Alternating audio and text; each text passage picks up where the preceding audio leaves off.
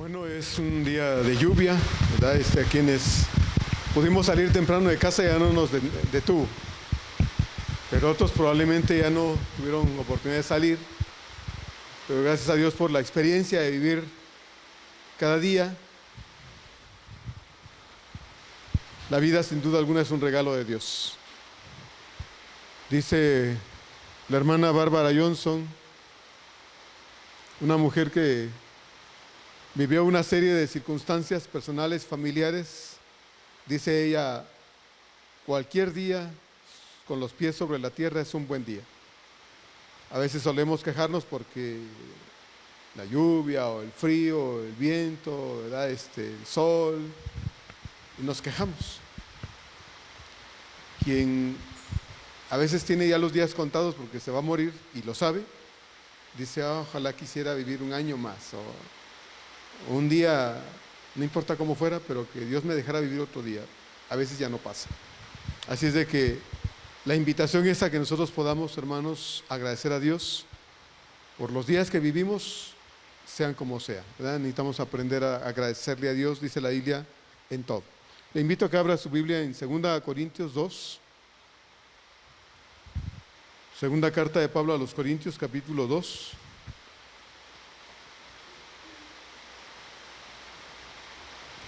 Como le dije hace 8 días, hoy retomamos el estudio en esta carta. Ya empezamos esta segunda carta de Pablo. Estamos en el capítulo 2, los versos 5 al 11, pero voy a leer desde el verso 1 hasta el verso 11 para poder recordar el contexto de lo que hoy vamos a estar estudiando. Segunda carta a los Corintios, capítulo 2, versos 5 al 11, pero yo voy a leer desde el verso 1 para que podamos recordar el texto que ya iniciamos el año pasado. Dice así la palabra de Dios. Esto pues determiné para conmigo no ir otra vez a vosotros con tristeza, porque si yo os contristo, ¿quién será luego el que me alegre sino aquel a quien yo contristé? Y esto mismo os escribí para que cuando llegue no tenga tristeza de parte de aquellos de quienes me debiera gozar, confiando en vosotros todos, que mi gozo es el de todos vosotros. Porque por la mucha tribulación y angustia del corazón os escribí con muchas lágrimas, no para que fueseis contristados, sino para que supieseis cuán grande es el amor que os tengo. Pero si alguno me ha causado tristeza, no me la ha causado a mí solo, sino en cierto modo, por no exagerar, a todos vosotros. Le basta a tal persona esta reprensión hecha por muchos. Así que al contrario, vosotros más bien debéis perdonarle y consolarle para que no sea consumido de demasiada tristeza. Por lo cual os ruego que confirméis el amor para con él. Porque también para este fin os escribí, para tener la prueba de si vosotros sois obedientes en todo. Y al que vosotros perdonáis, yo también. Porque también yo lo he perdonado, si algo he perdonado, por vosotros lo he hecho en presencia de Cristo, para que Satanás no gane ventaja alguna sobre nosotros, pues no ignoramos sus maquinaciones. Señor, agradecemos por este párrafo de tu palabra. Te rogamos, por favor, Señor, que bendigas esta verdad en nuestra vida, Señor, y la podamos tener presente, que esto amplíe lo que sabemos, Señor, de este texto de tu palabra, o nos enseñe, Señor, si no lo sabemos, para que lo podamos vivir, lo podamos obedecer. Gracias, Señor. Te ruego que tu Espíritu nos conduzca y nos lleve por el camino de la verdad de nuevo. Te lo pedimos en el nombre de Jesucristo, nuestro Salvador. Amén.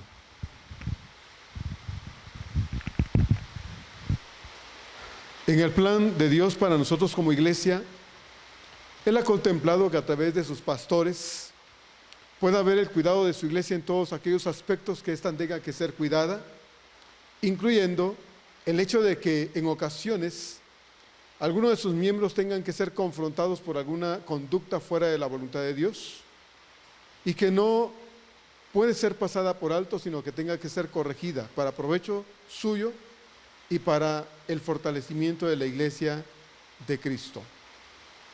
El tema de este párrafo de la Escritura, hermanos, es: tenemos un enemigo común, el diablo. Hoy hace años de una iglesia cristiana, evangélica, donde Como sucede en general en las iglesias, hermanos, porque hay personas que piensan, y si usted es de ellas, quiero que vea bien la realidad. Hay personas que piensan que las iglesias son grupos de creyentes en donde todo es perfecto, en donde todos nos llevamos bien, en donde no hay asperezas, donde no hay enojos, donde no pasa eso. Bueno, ese es el modelo al que aspiramos a llegar, pero eso no es la realidad. La realidad de las iglesias cristianas es que estamos conformados de personas salvadas en un proceso de cambio.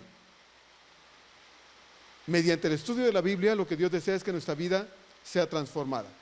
Pero venimos, hermanos, de un mundo, quienes venimos de un mundo sin Dios, venimos a Cristo con todas esas cosas que aprendemos, ¿verdad? Ahí en el mundo. Y aquí Dios va cambiando esas ideas, esas costumbres, ese carácter, esa mentalidad, esos hábitos, todo eso. Dios transforma nuestra vida, pero ese es un proceso.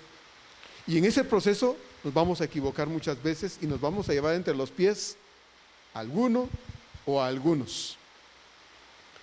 Entonces, esa idea de que la iglesia es una comunidad de gente perfecta, casi el cielo en la tierra, sí y no es.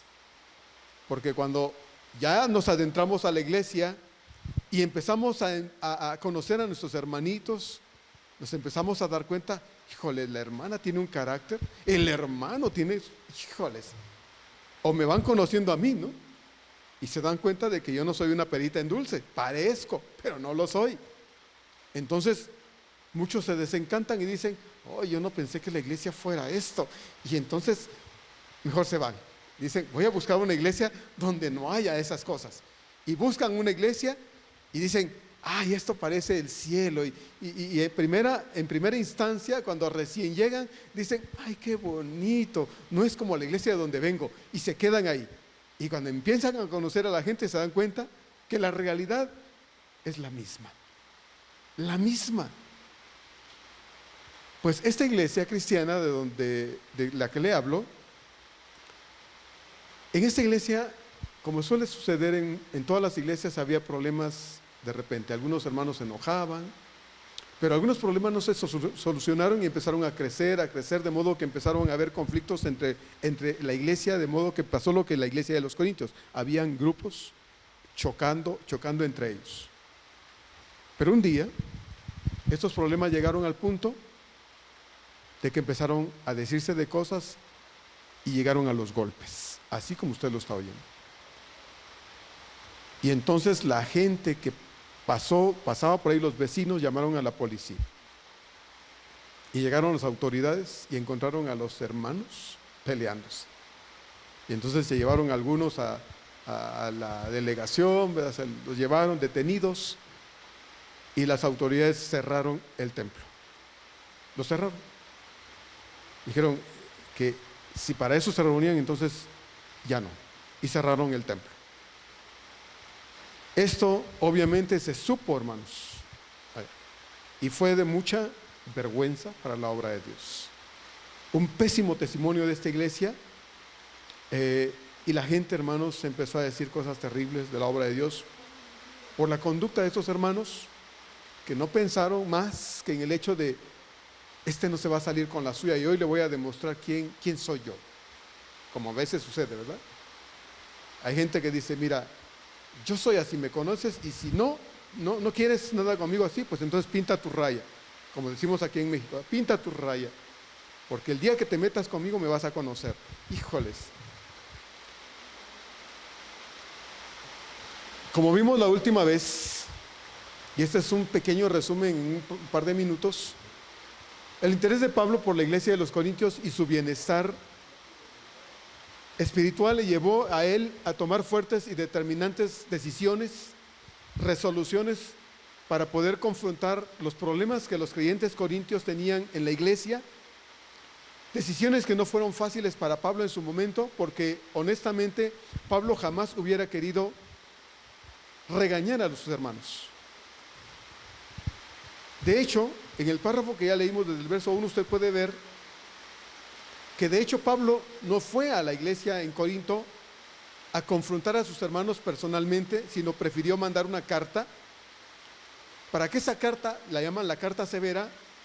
En esa carta Pablo escribió muchas cosas y llamó fuertemente la atención de los hermanos, porque no solo habían conflictos en la iglesia que se habían perdurado y se habían eternizado entre ellos lamentablemente, y que habían llegado a conformar un pésimo testimonio de la iglesia frente a la comunidad en la ciudad donde estaban, sino que a esto se añadió que había un hermano en la congregación. Usted recordará, lo puede leer en la primera carta, había un hombre que estaba viviendo con la esposa de su padre.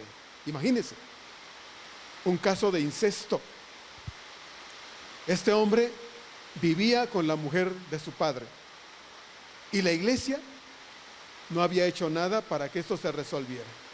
Simplemente se habían hecho de la vista, como dicen, la vista gorda, ¿verdad? Se habían hecho disimulados y ahí lo habían dejado. Entonces, los hermanos que llegaron a platicarle la situación a Pablo dijeron: hermano Pablo, hay bandos en la iglesia, los hermanos han hecho grupos y los grupos están peleándose entre ellos, está pasando problemas matrimoniales, los hermanos no respetan la celebración de la cena del Señor, algunos se emborrachan, una serie de situaciones tremendas en la iglesia. Y aparte de todo, dijeron los hermanos, hay uno que está viviendo en inmoralidad porque está viviendo con la mujer de su padre, su madrastra. Imagínense. Entonces Pablo escribió la carta para decirles que eso no estaba bien. Ahora bien, Pablo hubiera querido evitar llegar a ese punto, ¿verdad?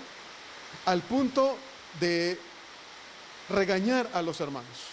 Y es que, hermanos, quiero decirles que como pastores, cuando encontramos situaciones que van más allá de lo normal, quisiéramos, hermanos, de verdad, evitar llegar al punto de atender cuestiones que lo único que hacen, hermanos, es ponernos en una posición en la que nos incomodamos, porque honestamente no quisiéramos decirle a alguien: oye, hermano, hermana, me enteré de esta situación y tengo que preguntarle, ¿es esto lo que está pasando? Y tener a veces que llamar fuertemente la atención de alguno en la iglesia, porque de verdad quisiéramos no hacerlo, pero se hace necesario porque Dios nos ha puesto para cuidar a la iglesia del Señor. Y de verdad, cuando le digo que a Pablo le hubiera gustado no tener que confrontar a la iglesia por estas cosas, esa es la verdad.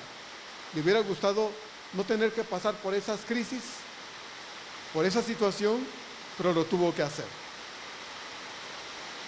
El hecho de preferir enviar la carta y no ir presencialmente debiera haberles indicado a los creyentes corintios cuánto los amaba Pablo, porque no era lo mismo agarrar una carta y leerla, aunque el contenido fuese fuerte, que tener a la persona diciéndole esas mismas cosas enfrente. No era lo mismo. Pablo dijo: preferí enviar la carta porque si yo fuese personalmente, hermanos, si la carta les pareció dura, imagínense frente a ustedes diciéndoles estas cosas y mucho más. Así es que hoy vamos a ver, en el texto que leímos, en particular los versos del 5 al 11, vamos a ver que el resultado de la lectura de esa carta fue en realidad un cambio de actitud de la iglesia. Los hermanos oyeron, y cuando oyeron con el corazón, hermanos, hubo una reacción correcta frente a lo que Pablo les había dicho de los problemas que ellos estaban viviendo. Así es que vamos a entrar a ver lo que el texto dice entonces en el párrafo del verso 5 hasta el verso 11. Dice entonces el verso número 5: pero si alguno me ha causado tristeza, no me la ha causado a mí solo, sino en cierto modo, por no exagerar, a todos vosotros. He dicho reiteradamente que la iglesia, hermanos, es un cuerpo. ¿Se acuerda usted? Del año pasado insistimos mucho en eso. Desde el inicio del estudio de la primera carta a los Corintios, yo he repetido muchas veces: la iglesia es un cuerpo. ¿Por qué quiero que entendamos que la iglesia es un cuerpo, hermanos? Bueno, pues porque cuando entendemos que la iglesia es un cuerpo y nosotros somos parte de ese cuerpo, podemos asimilar el hecho de que siendo un cuerpo nos debemos cuidar, debemos procurarnos, debemos hacer todo lo posible para que este cuerpo, que es nuestra familia en la fe, sea un cuerpo sano, un cuerpo bendecido, un cuerpo, hermanos, que Dios utilice para bendición de otras personas también. Entonces, como miembros de este cuerpo, en esta unidad que tenemos como tal, nosotros como miembros del cuerpo traemos bien o traemos mal, dependiendo de nuestras decisiones y acciones.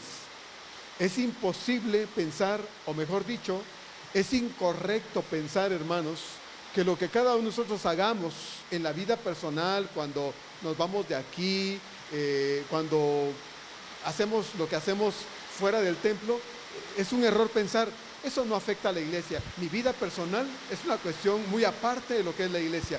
Y yo quiero decirle, hermano, que no es cierto. No lo es. Su vida aquí como iglesia, tanto como nuestra vida allá afuera, es una sola cosa. ¿Sí? Es una sola cosa. No podemos disociar, o no deberíamos disociar, separar nuestra vida como comunidad aquí y cuando nos vamos, porque es una sola. Cuando Jesús le dijo a la mujer de Samaria en Juan capítulo 4 que Dios está buscando verdaderos adoradores que le adoren en espíritu y en verdad, usted debe recordar que lo que el Señor le estaba diciendo a esta mujer es que lo que Dios desea que usted y yo podamos honrarlo a Él aquí, pero allá afuera también, en nuestra vida, en todos los aspectos que ella implica, ¿verdad? Si usted tiene una familia, si usted va al trabajo, si usted estudia, si usted tiene amigos, si usted se divierte, si usted ve la televisión, si usted oye música, todo eso, hermanos, ahora implica nuestra adoración al Señor. La idea antigua era que el pueblo de Dios adoraba solo aquí. Y cuando nos íbamos, la adoración se acabó. No. El Señor dice que ahora nuestra adoración es de 24 horas, todos los días, en todos los aspectos de nuestra vida. Por lo tanto, cuando usted va a la calle y vive la vida normal, usted también adora al Señor. Entonces, hermanos, nuestra vida en general, nuestra vida toda, honra a Dios o lo deshonra, bendice a nuestra iglesia o no la bendice, es para bien o es para mal. No hay de otra. Sí, hermano, no hay de otra. Hay gente que dice que si así son las cosas, mejor no se congrega. Y digo, no, eso es un error también, porque es peor no congregarse y pretender que no congregarse le evitaría caer en esta situación, que congregarse y aprender a vivir en comunidad con una iglesia que, igual que él o que ella, está buscando agradar a Dios y honrar a Dios con una vida que pueda estar lo más apegado a las Escrituras y a la enseñanza del Señor. Ser miembro de una iglesia no es algo sin importancia, hermanos. Integramos a una iglesia local en sus diversas implicaciones. Y una de las más importantes es que cuando los que conformamos la membresía de una iglesia procuramos, mediante nuestra correcta conducta y vida en general, vivir todos los días honrando a Dios, eso va a traer a nuestra iglesia bendición y bienestar. Y vamos a colaborar fortaleciendo el cuerpo de Cristo, que es nuestra iglesia, para bendición de esta iglesia y su cumplimiento, hermanos, de su deber frente al mundo como una iglesia de buen testimonio. Entonces yo le quiero decir en esta tarde que Dios verdaderamente anhela que nosotros nos esforcemos para vivir una vida conforme a las Escrituras, de modo que podamos hacer que nuestra conducta en general traiga bendición a este cuerpo local que usted y yo hemos conformado de manera voluntaria. Entonces, hace un momento le dije, la iglesia es un cuerpo. Insisto en que la iglesia es un cuerpo. Cuando este cuerpo tiene un miembro enfermo, todo el cuerpo está enfermo. No es que ese miembro se las debe arreglar solo. No, yo le contaba a los hermanos que me contaba una de mis sobrinas que su esposo tuvo un accidente y se cortó un brazo con una cortadora, una máquina para cortar madera. Cuando se cortó el brazo, obviamente ese hombre dice casi se desmayó prácticamente el dolor, ¿verdad? De que se había cortado el brazo. Imagínense que el brazo solo está brincando ahí, ¿verdad? Y él tranquilo, dice, ese es problema de mi brazo. No, todo él estaba sufriendo por lo que le había pasado a su brazo. Entonces, cuando yo le digo que la iglesia es un cuerpo, hermanos, tiene que ver con todos los aspectos de nuestra comunidad cristiana. A más de los problemas que la iglesia corintia había estado viviendo, se sumaba, como ya sabemos, el caso de este hombre que estaba viviendo en inmoralidad. Una situación que la iglesia no había atendido a tiempo, lamentablemente, hermanos, y que se había vuelto un problema crónico en la congregación y los había llevado a que la comunidad frente a la que ellos vivían ahí en la ciudad de Corinto estuviera hablando de ellos porque conocían la situación y decían, si esa gente es igual que nosotros, miren lo que hacen ahí y son cristianos. Eso es lo que la gente a veces dice cuando nosotros, hermanos, siendo cristianos, vivimos contrariamente a lo que las escrituras dicen y lo único que hacemos lamentable y desgraciadamente es dar lugar a que la gente hable de nosotros como cristianos y de Cristo y su corazón se endurezca y dicen, para ser como ellos, mejor me quedo como estoy. Eso es lo que debemos evitar. Pablo dice que ese conflicto, específicamente el de este hombre que estaba viviendo en inmoralidad, había sido causa de dolor y tristeza para él como apóstol y padre espiritual. Pero no solo para él, sino para la iglesia de los corintios, para la mayoría de los creyentes corintios, porque la falta de arrepentimiento de parte de este hombre, como la falta de interés de parte de la iglesia para resolver ese problema, había mantenido estancada a la iglesia y sin el poder espiritual, hermanos, para hacer de buen testimonio en la comunidad donde ellos estaban ubicados. Y mira, hermano, yo insisto mucho en este aspecto porque me parece que debemos tener la plena conciencia de que ser parte de una comunidad cristiana no es solo ser cristiano y ya. No. Mi vida en general va a bendecir o va a traer perjuicio a la obra de Dios. Y entonces, cuando yo tengo conciencia de ello, procuro de todo mi corazón y de manera honesta y sincera, hermanos, voluntaria, ajustarme a la verdad de Dios y trato de vivir de modo que yo sea un canal de bendición para la obra del Señor. Yo deseo que otras personas conozcan al Señor. Pero cuando mi vida no coincide con lo que digo que soy, porque mis hechos dicen lo contrario de lo que yo digo con mi boca, entonces lo que estoy procurando frente a la gente que me está viendo es que no crean en Cristo. Y además le estoy poniendo el pie como tropiezo a la obra de Dios, porque yo no estoy permitiendo que el grupo al que yo conformo parte como miembro de una iglesia local, ese grupo sea de bendición también. Y mire, hermano, yo debo tener la plena conciencia de ello, porque el ser parte de una congregación no solo debe ser, yo soy miembro de la iglesia tal, sino debe ser un esfuerzo o debemos tratar de que ese ser parte de una iglesia debe ser un esfuerzo para que mi presencia ahí traiga algo más que un número, ¿sí? Una estadística o un porcentaje. Debe ser el que yo traiga bendición a la obra de Dios y que yo sea un canal para que Dios fortalezca a la iglesia y nos haga de bendición para otras personas también. Entonces Pablo dice en el verso 5 que, si alguno dice me ha causado tristeza, no me la ha causado solo a mí, sino en general dice a todo el cuerpo de Cristo. Hablando precisamente, hermanos, de este hombre que estaba viviendo en incesto. Dice, me ha causado dolor a mí, porque como apóstol y padre espiritual de ustedes como iglesia, me entristece que alguien viva de esta forma. Pero no solo ha causado dolor al padre espiritual, que en este caso era Pablo, dice, había causado conflicto a la iglesia en general. Hay gente que vive vidas dobles, cristianos que viven vidas dobles. En el templo hablan muy bonito, parecen buenos cristianos, híjoles, pero cuando están con sus amigos, cuando están en la casa, cuando están en el trabajo, son otra cosa. Son otra cosa. ¿Y qué no decir de su face? ¿Verdad? ¿Qué no decir de lo que ponen en internet? ¿Verdad?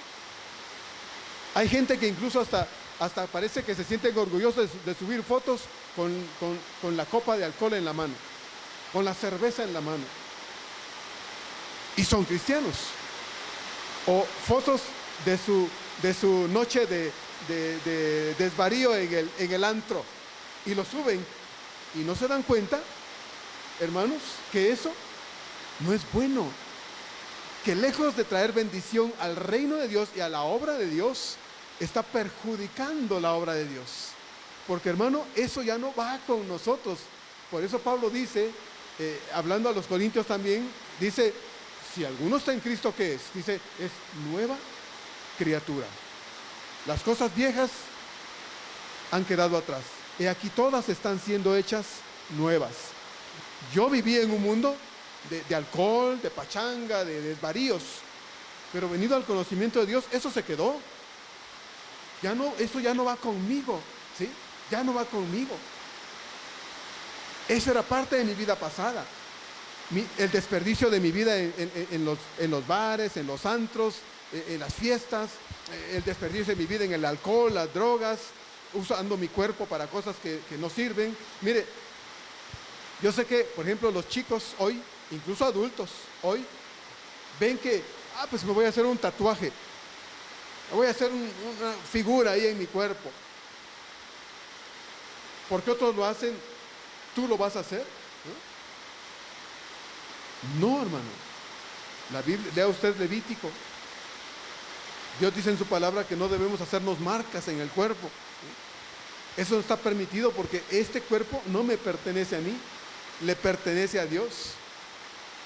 Entonces, ¿cómo es posible que yo permito esas cosas para mí? Y si yo soy permisible conmigo mismo, entonces lo voy a hacer con otros, ¿verdad?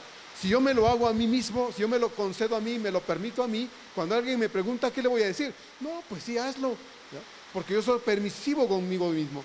Entonces, Dios dice en su palabra, hermanos, que como parte del cuerpo, no solo me afecto yo, también, dice Pablo en el verso 5, afecto a otros. Y a quienes afecto directamente es a la iglesia donde pertenezco. Verso 6, dice Pablo entonces, le basta a tal persona esta reprensión hecha por muchos. Así que, dice el verso 7, al contrario, vosotros más bien debéis perdonarle y consolarle para que no sea consumido de demasiada tristeza. En la carta que Pablo había enviado, previo a que él llegara y tratara cosas adicionales a las que había tratado en la carta, Pablo había hablado muy fuerte con respecto a este hombre. De hecho, en la primera carta le había dicho a los hermanos corintios, ¿cómo es que ustedes no han resuelto esto? ¿Cómo es posible que ustedes no han puesto un hasta aquí a esta situación? Porque al permitir esto, ustedes se hacen cómplices de la mala actitud de esta gente porque ustedes están permitiendo que esto se haga. Hermanos, cuando nosotros, por ejemplo, en la casa, con nuestros hijos, vemos que nuestros hijos andan haciendo esto y aquello y no les decimos nada y nos callamos, nosotros no solo somos permisibles, sino nos hacemos cómplices de las malas decisiones de nuestros hijos, de las personas que están a cargo de nosotros en nuestra casa, ¿verdad? Nosotros debemos, hoy lo decíamos en el estudio dominical, vivimos en una sociedad que está patas arriba literalmente, ¿verdad? Que aplaude lo malo y dice no a lo bueno. Todo lo dice la gente, no, pues lo que se han de comer los gusanos, que lo gocen los humanos. Si no lo disfruto hoy, ¿cuándo? Hermano, la sociedad de hoy es permisiva. Entonces, ¿vamos a ser nosotros permisivos? También usted se va a morir. Entonces, yo nunca me he tomado una copita de alcohol, pastor. ¿Y qué? ¿Se la va a tomar porque nunca la ha probado? ¿No? Nunca he robado. Nunca he asaltado a nadie. Nunca voy a ir a asaltar a alguien para probar qué es asaltar. Nunca he matado a nadie. ¿Voy a matar a alguien para saber qué es quitarle la vida a otro ser humano? ¿Verdad que no? Entonces, no debemos ser permisivos. Pablo dice a los corintios, hermanos, a ese hombre debieron haberlo quitado de entre ustedes desde hace rato. La iglesia en Corinto había recibido la carta de Pablo y habían reaccionado bien, gracias a Dios. Porque cuando una persona es confrontada con su pecado, a veces se enojan. Yo en mi trabajo como pastor, lamentablemente, he tenido que confrontar hermanos que se me enojan. Algunos casi me han pegado. Bendito Dios, no ha llegado a este punto, pero casi. Porque no les gusta que uno les diga, hermano, hermana, esto que usted está haciendo está mal. Está fuera de las Escrituras y está contrario a la voluntad de Dios. Está siendo de mal testimonio. y se me enojan, hermanos. Hay quienes, bendito Dios, eso ha sido la mayoría de los casos, bendito sea Dios, me han dicho, hermano, gracias por decirme las cosas. Le agradezco que me haya venido a regañar y he escuchado a Dios. Hay quienes se enojan y dicen, no le importa, usted no se meta, y se van. Así es. La iglesia de los Corintios leyó la carta de Pablo y les cayó bien. Los hizo cambiar de actitud, incluyendo al inmoral. Oyó el regaño de Pablo y dijo, la verdad es que estoy haciendo algo muy malo. Y cambió de actitud. Hubo arrepentimiento en este hombre. Pablo había enviado esta carta y la iglesia reaccionó porque procuraron arreglar sus problemas internos, especialmente lo relacionado con el hombre que estaba viviendo en incesto. Pablo había pedido a la iglesia que para cortar de tajo con el conflicto de inmoralidad que ese hombre estaba viviendo en la iglesia, fuese expulsado de la iglesia, lo cual, aunque parecía en aquel momento y aún tal vez suene drástico para nosotros hoy, hermanos, era una medida muy necesaria. Cuando un miembro de una iglesia muestra una actitud así, se le llama la atención y no oye, más bien insiste en vivir de esta forma, la palabra de Dios dice al final, ahí en Mateo 18 dice el Señor, pues tenle por gentil y publicano. Pablo dice ahí en la primera carta, en el capítulo 5, versos 4, 5 y 13, lo siguiente. 1 Corintios 5, 4, 5 y 13, lo siguiente. En el nombre de nuestro Señor, les dice Pablo, en el nombre de nuestro Señor Jesucristo, reunidos vosotros y mi espíritu con el poder de nuestro Señor Jesucristo, el tal, dice, sea entregado a Satanás para destrucción de la carne, a fin de que el espíritu sea salvo para el día del Señor Jesús. Porque a los que están fuera, dice, Dios juzgará. Quitad, dice, pues, a ese perverso de entre vosotros. Mire las palabras de Pablo. Pablo nos está diciendo, ténganle más paciencia, tal vez algún día quiera cambiar. No, Pablo no está diciendo eso. Pablo dice, ya hubieran quitado ese perverso entre ustedes, es decir, expúlsenlo, sáquenlo de la iglesia. Después de leída la carta de Pablo, que ya la iglesia había tratado el asunto relacionado con los problemas que había en la iglesia y con este asunto de esta persona en la congregación, hubo una reacción de arrepentimiento de parte de este hombre, y ahora lo que la iglesia debía hacer, ya que no lo habían expulsado, pero ante la lectura de la carta este hombre había mostrado un genuino arrepentimiento, había que ayudarlo a volver a la comunión con Cristo y a la comunión con ellos. Cuando en la iglesia hay pecado, hermanos, este se debe confrontar de inmediato. Porque cuando no se confronta el pecado, este se vuelve crónico en la vida de la iglesia o del creyente que está viviendo fuera de la voluntad de Dios. Y no solo afecta su vida directamente, porque lo tiene separado de Dios, en el sentido de la comunión con Dios. Dios no se va de su corazón. Acuérdense que cuando Dios viene a la vida del creyente, Dios viene para habitar en nosotros. Cuando el creyente peca, Cristo no se va. Pero la comunión con el Señor se pierde. ¿Sí? Se pierde. Salmo 51, lea usted el Salmo 51. David le dice a Dios, vuélveme el gozo de tu salvación. Salmo 32. Se pierde la comunión con Dios. Usted no deja de ser hijo de Dios. Se vuelve un hijo rebelde, desobediente, testarudo, sin comunión con el Padre. Pero necesita regresar a esa comunión para que ese Cristo que vive en su corazón vuelva a ser el Señor de su vida. Entonces, cuando una persona está viviendo directamente de esta manera, está fuera de la voluntad de Dios. Afecta a la iglesia del Señor como cuerpo de Cristo porque es parte de esa iglesia y la inutiliza, oiga bien, la inutiliza deteniendo su avance y haciéndola infructuosa en su función como luz y sal frente al mundo. Así es que, hermano, cuando usted y yo estamos viviendo fuera de la voluntad de Dios, no deberíamos decir, este no es asunto de la iglesia, es mi vida, es asunto que yo voy a arreglar con Dios, a ver cuándo, pero yo lo voy a arreglar ahorita por lo pronto, es mi problema. No, hermano, por favor, oiga bien, esto está inutilizando a la iglesia del Señor, que es el cuerpo de Cristo al que usted y yo nos integramos.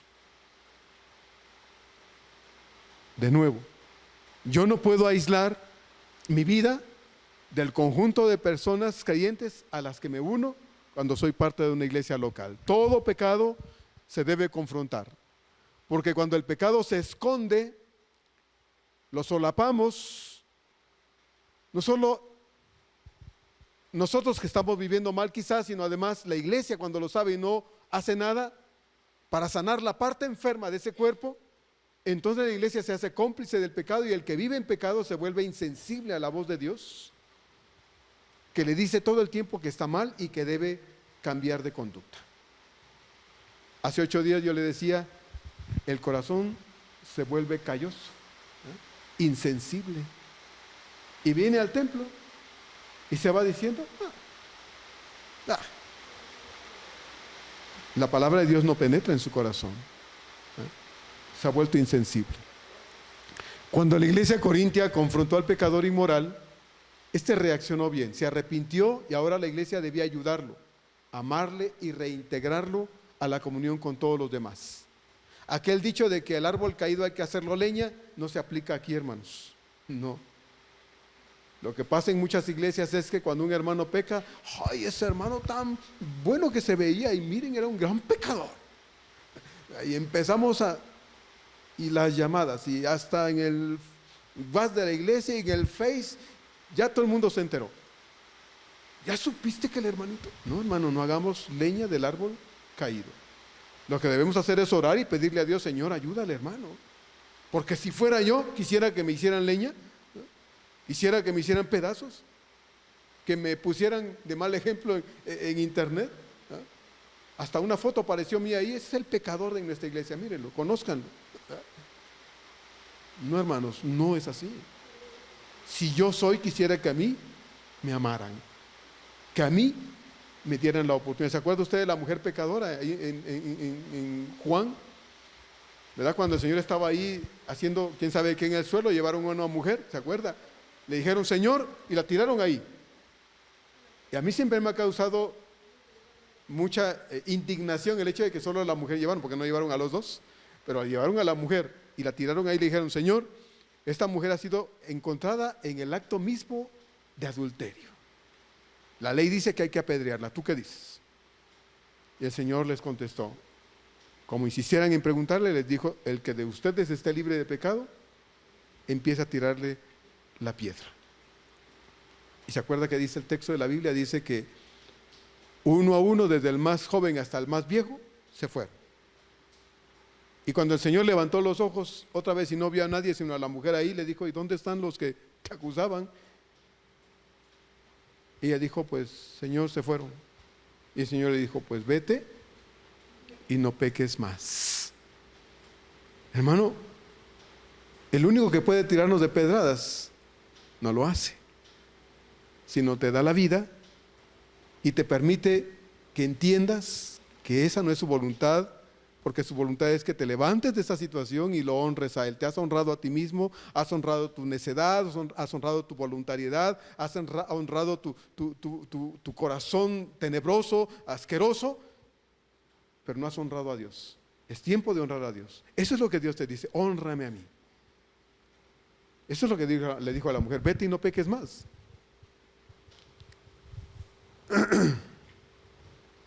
Entonces, cuando una iglesia se entera de que alguien está viviendo fuera de la voluntad de Dios, más allá de criticar y juzgar y señalar, como le he dicho tantas veces, decimos, ahí está el pecador, ahí está. Y con este dedito lo señalamos, pero estos tres, mire, ¿hacia dónde están?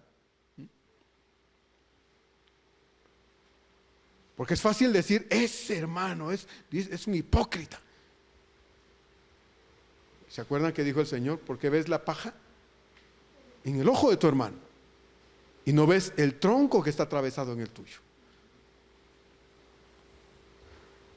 A ese hermano hay que ayudarlo, hay que amarlo, hay que reintegrarlo. Y más cuando se arrepiente, nos debería dar gozo, hermanos. Cuando una persona que está viviendo mal en la iglesia empieza a venir. Cuando una persona se ausentó un tiempo y de repente lo vemos venir, ahí está él, ese hermano, ni le hago para que se sienta que nos afecta cuando uno viene al templo, ni le voy a hablar. No, acérquese y dígale, hermano, qué gusto da verte otra vez aquí. Qué alegría me da que regreses al templo, hermano. ¿O no le daría a usted alegría? Claro que sí. Pero hay hermanos que no piensan así. Hay hermanos que son recelosos, dicen ellos, de la obra de Dios, pero están en otro plano. El recelo o el celo que siente por la obra de Dios los lleva a actuar mal, a obrar mal. Y eso no es bíblico, hermanos. Pablo había dicho en el capítulo 5, en el verso 11, lo siguiente relacionado a aquellos que llamándose hermanos no actuaban conforme a la fe en Cristo. Él dijo esto en el verso 11 del capítulo 5 de la primera carta. Más bien dice, os escribí que no os juntéis con ninguno que llamándose hermano fuere fornicario, o avaro, o idólatra, o maldiciente, o borracho, o ladrón. Con el tal, dice Pablo, les había dicho, con el tal ni aún comáis. Y dirá usted, hermano, ¿a poco hay gente así en la iglesia? Bueno, Pablo dice que en la iglesia de los Corintios había ese tipo de personas. Y en la iglesia actual puede haber ese tipo de personas. Pastor, pero en nuestra iglesia no hay borrachos, no hay ladrones, no hay maldicientes. Como le he dicho, cuando usted se enoja, ¿qué sale de su boca? Cuando usted se enoja, ¿qué sale de su boca? Cuando usted se junta con sus amigos que están diciendo un montón de sandeces, ¿se pondrá al tono con ellos? Porque para no ser extraño, para no verse raro entre ellos, dice lo mismo, hace lo mismo, se porta igual. ¿Qué hacemos? El mandato apostólico era verdaderamente tajante y definitivo en el trato que se le debía dar a todo aquel que dijera que era un creyente, pero su vida contrastara con sus palabras en todo caso. Pablo no dijo que se tratara de falsos cristianos en la iglesia, porque lo hubiera dicho. Pablo está diciendo que había gente cristiana que estaba viviendo así, que eran en la iglesia, estaban en la iglesia, pero eran fornicarios, avaros, idólatras, maldicientes, borrachos o ladrones. Eso había en la iglesia. Dice Pablo, con esos ni siquiera coman.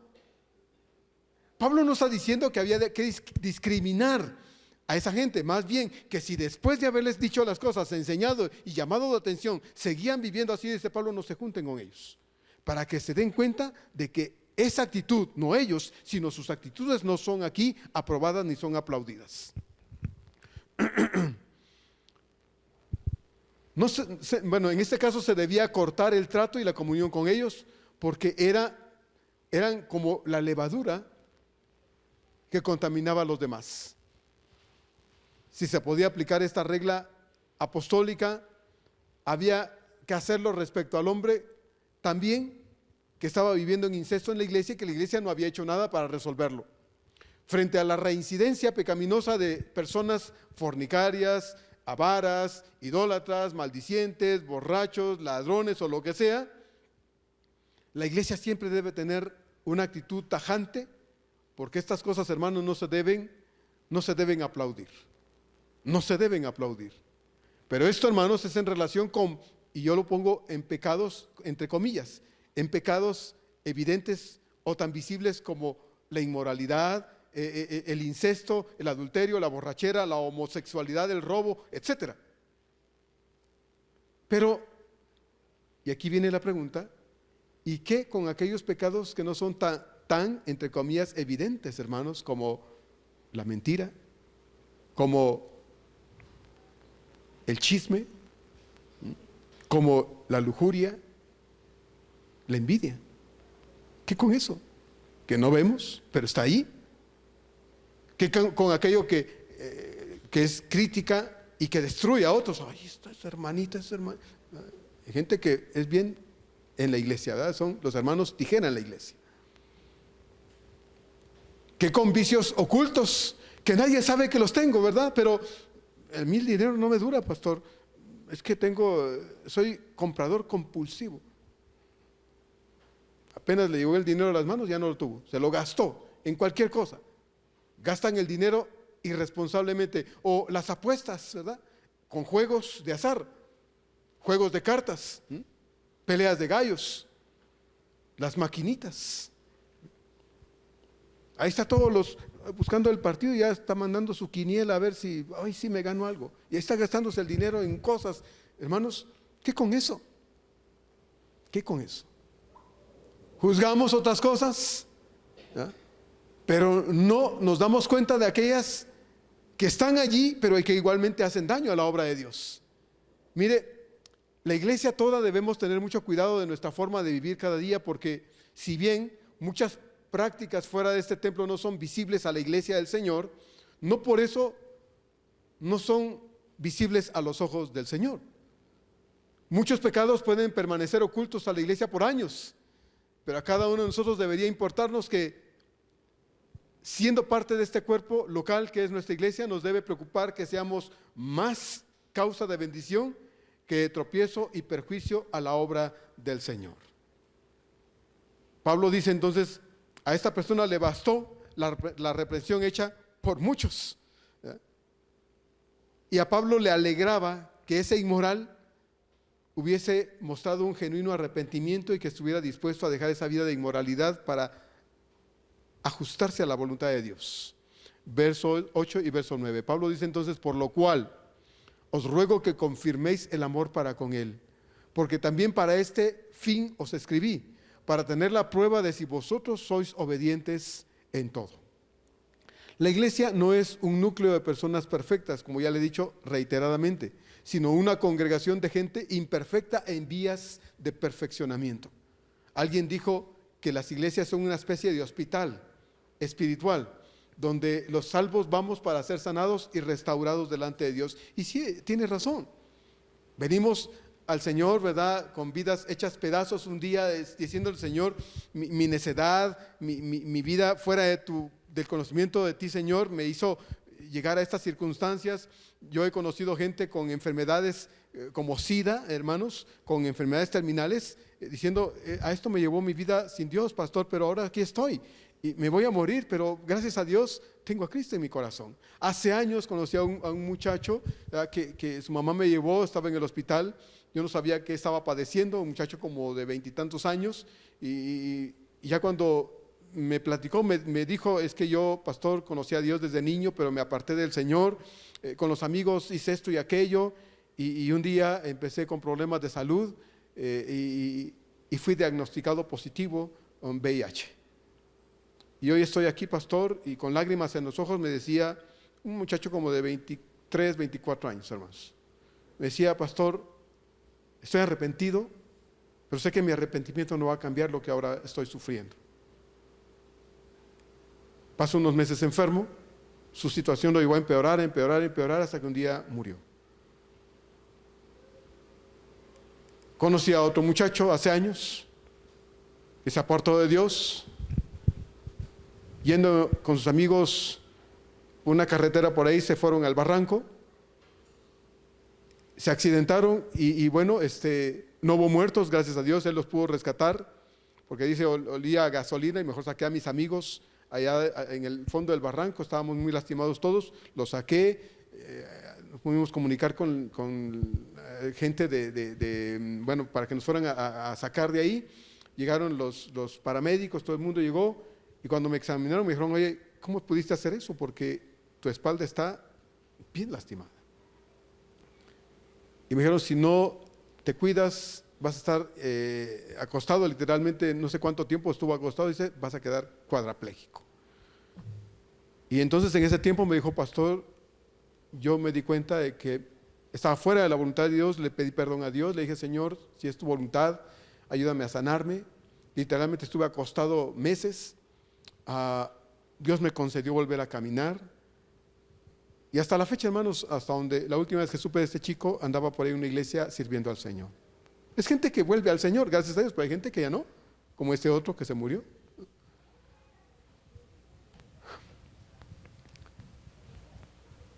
Somos como una especie de hospital. Y Dios permite que aquí seamos restaurados, sanados en el poder de Dios, para que nosotros, hermanos, podamos vivir una vida agradable a los ojos de Dios.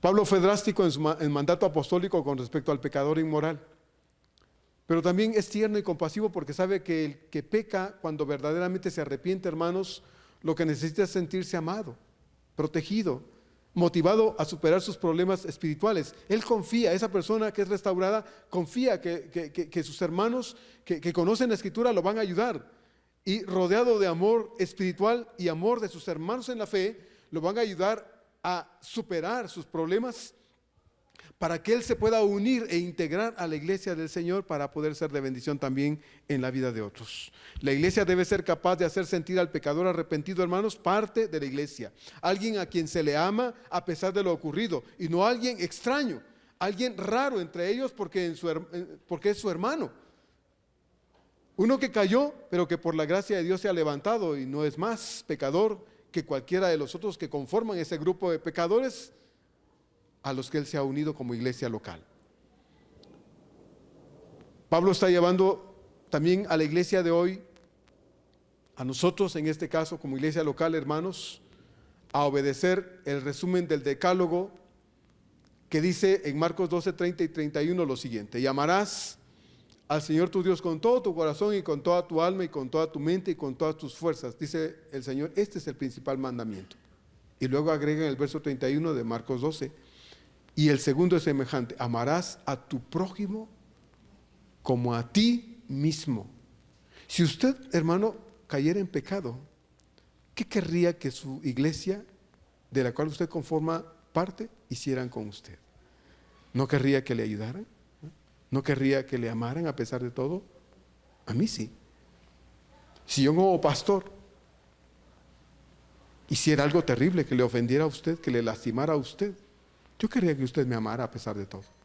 Tal vez ya no podría seguir siendo el pastor de la iglesia, pero querría que usted me abrazara y me ayudara a restaurar mi relación con Dios. Eso querría yo. Así es que lo que yo quiero para mí o quisiera para mí, también debemos quererlo para los demás. ¿No le parece? Esa es la regla de oro del Señor.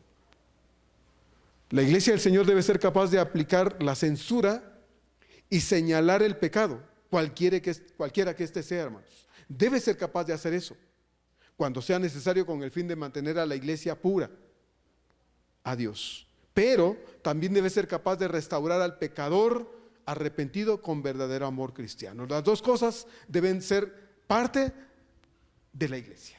Señalar lo malo, pero también cuando aquel se arrepiente, ayudarlo en el verdadero amor cristiano a levantarse en el poder de Dios. Como bien dice el teólogo Simon J. Kinsmaker, dice: para mantener un balance sano y equilibrado, tanto la verdad como la gracia deben aplicarse a la ofensa y al ofensor. Lo repito. Este teólogo dice: para mantener un balance sano y equilibrado, tanto la verdad como la gracia deben aplicarse a la ofensa y al ofensor. Versos 10 y 11. Dice entonces Pablo: al que vosotros perdonáis, yo también, porque yo lo he perdonado.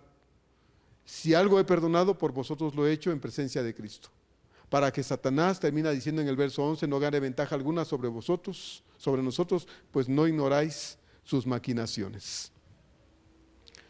Hermanos, ¿cómo urge entre nosotros una correcta disposición para el perdón sincero y el amor incondicional?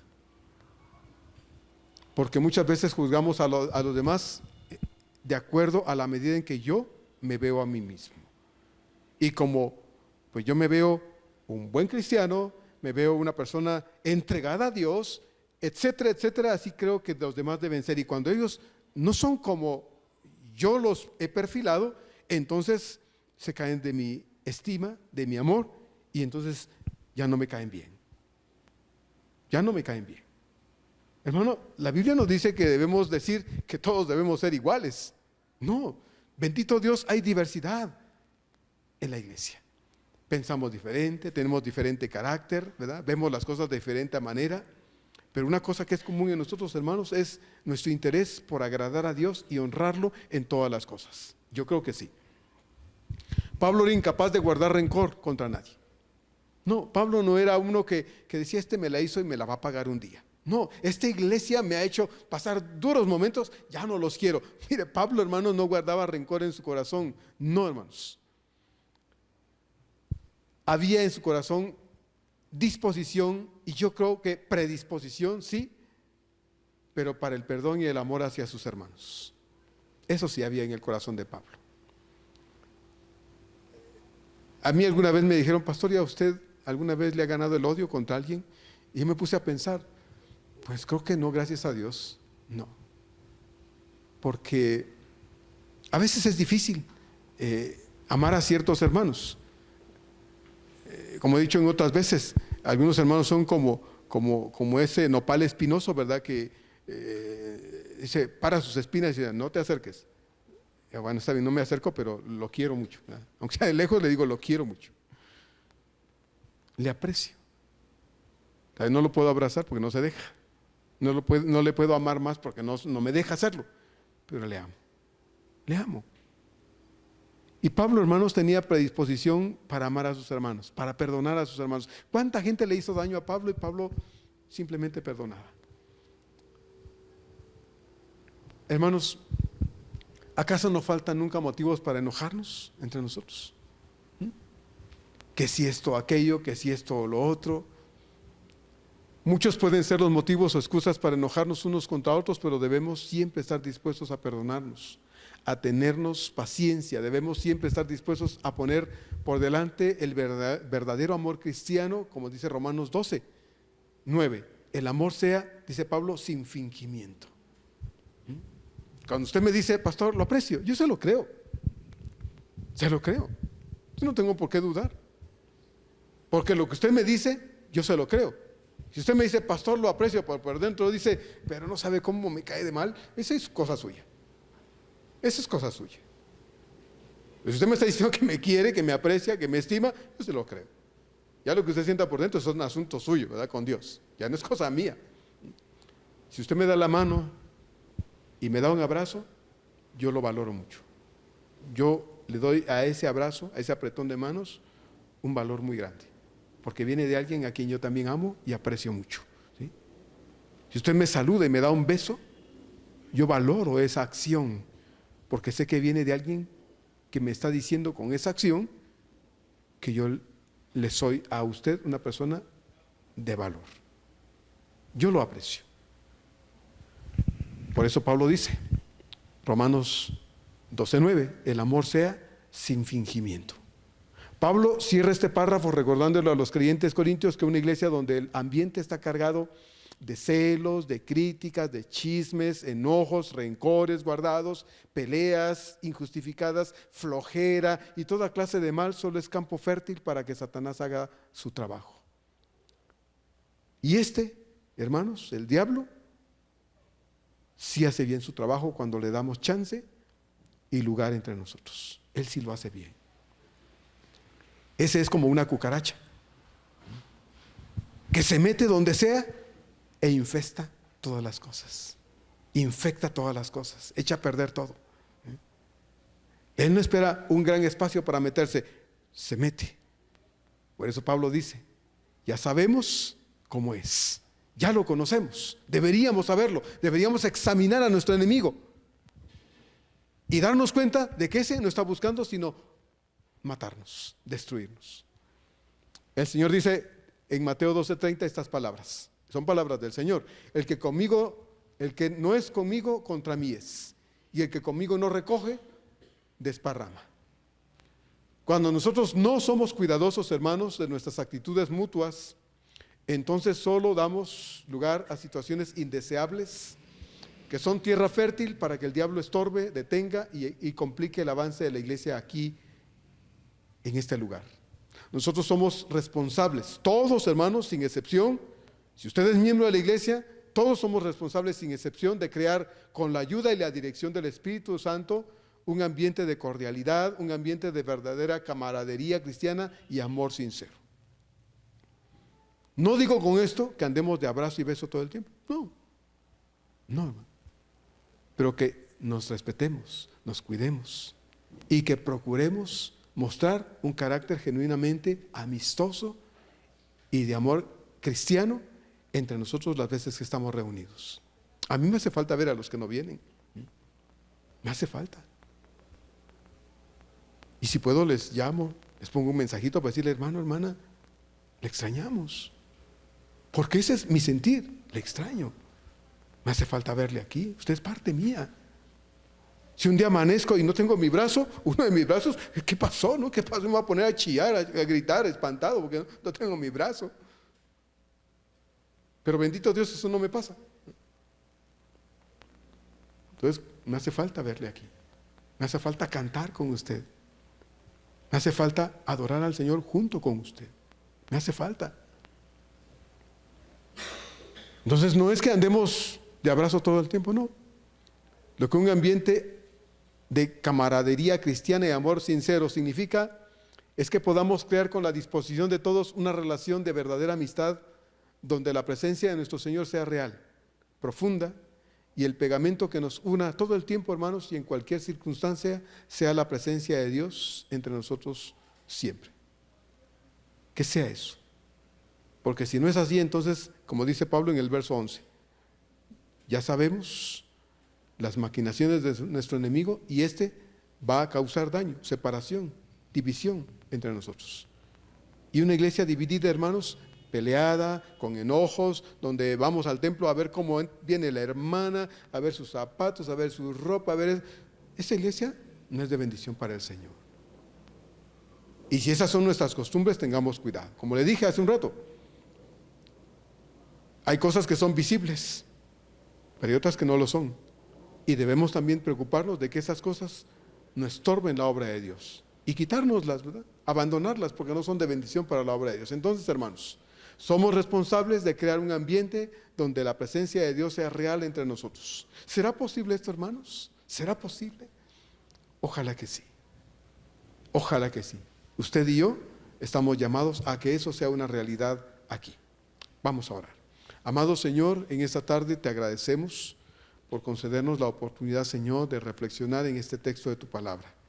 Señor, sé que es a veces complicado el hecho de evitar, Señor, pensar cosas, hacer cosas o actuar de tal manera que sea a veces estorboso para el avance de tu obra. Pero qué bueno, Señor, cuando nos damos cuenta de las cosas y vemos que estamos haciendo lo que no se debe hacer, comportándonos como no nos debemos comportar, Señor, y que es necesario dejar esas actitudes.